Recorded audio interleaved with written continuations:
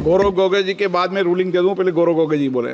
Sir आप बोलिए sir, चर्चा है या 72 है, आप बोलिए पहले। देखिए, ये अध्यक्ष पर निर्भर करता है कि वो उस विषय को किस तरीके से लेते हैं, ठीक है ना।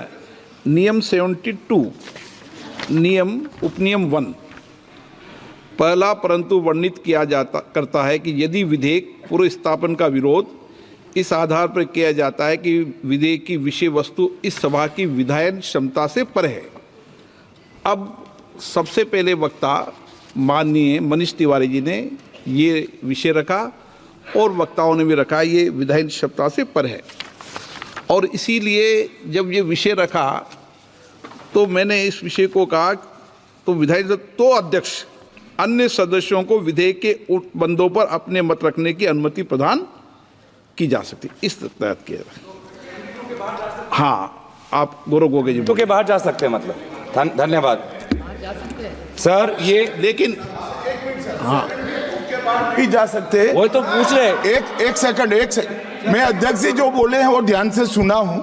उन्होंने 72 के बाहर जाने का नहीं कहा है, उन्होंने कहा कि माननीय सदस्य मनीष तिवारी ने 72 का हवाला देकर जो विचार व्यक्त किए हैं और जो विरोध किया है, इस पर सदन का कोई भी सदस्य अपने विचार रख सकता है।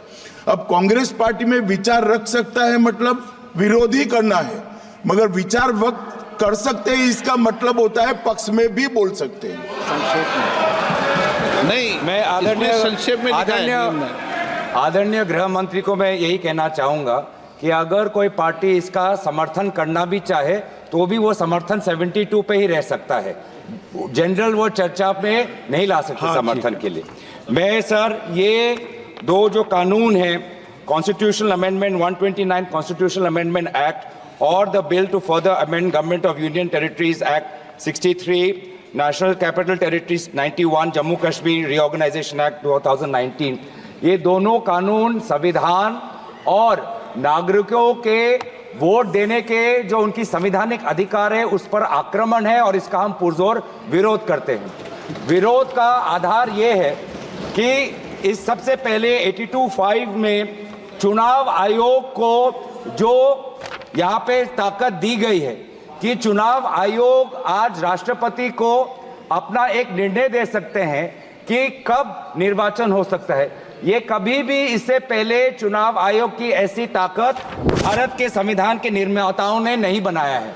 चुनाव आयोग की क्या सीमाएं हैं वो आर्टिकल 324 में है, जहां पर इलेक्शन कमीशन को बस कैसे सुपरवाइज करना चाहिए, कंट्रोल करना चाहिए, इलेक्शन रोल कैसे बनाना चाहिए, वहीं तक ही चुनाव आयोग की क्षमताओं का सीमा बनाया है। लेकिन इस संविधान ने चुनाव आयोग को असंवैधानिक गैर कानूनी ताकत दी है। राष्ट्रपति अगर कोई परामर्श लेते हैं तो सिर्फ काउंसिल ऑफ मिनिस्टर्स से परामर्श लेते हैं, वो कभी भी वो चुनाव आयोग से परामर्श नहीं लेते हैं। ये एक गैर संवैधानिक इन्होंने एक ढांचा बनाया है। राष्ट्रपति जी अगर काउंसिल ऑफ मिनिस्टर्स की एडवाइस लेते हैं 74 जो article 74 of constitution of India में है, या वो article 356 of constitution of India, वो सिर्फ गवर्नर के रिकमेंडेशन पे ले सकते हैं। 356 गवर्नर के रिकमेंडेशन पे या 74 के अनुसार काउंसिल ऑफ मिनिस्टर्स के रिकमेंडेशन में। ये पहली बार ये एक ऐसा कानून लाए हैं कि राष्ट्रपति अब चुनाव आयोग के भी रिकमेंडेशन पर एक निर्णय ले सकते हैं। ये पूरी तरीके से इसका विरोध करते हैं। चुनाव आयोग में किस प्रकार से कमिश्नर्स नियुक्त होते हैं, नहीं होते हैं, सुप्रीम कोर्ट की भूमिका रहती है, हटाई जाती है, उस पर हम बाद में चर्चा करेंगे। दूसरी बात यह है कि संविधान के बेसिक स्ट्रक्चर में एग्जीक्यूटिव, लेजिस्लेटिव और जुडिशरी के बीच में संतुलन हो, उसका भी विवरण है।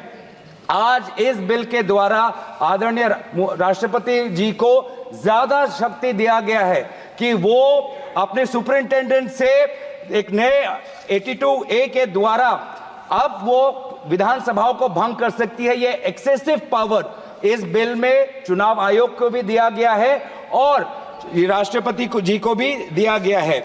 और यहाँ पे जो मुद्दा उठाया है कि चुनाव आयोग का ये जो खर्च है कम करना चाहते हैं। चुनाव आयोग के खुद उन्होंने कबूल किया है कि 2014 की चुनाव आयोग में कितना पैसा खर्च हुआ, लगभग 3,700 करोड़। ये 3,700 करोड़ के लिए ऐसा एक गैर संवैधानिक कानून ये लाए हैं, ये पूरी तरीके से तथ्य के खिलाफ है।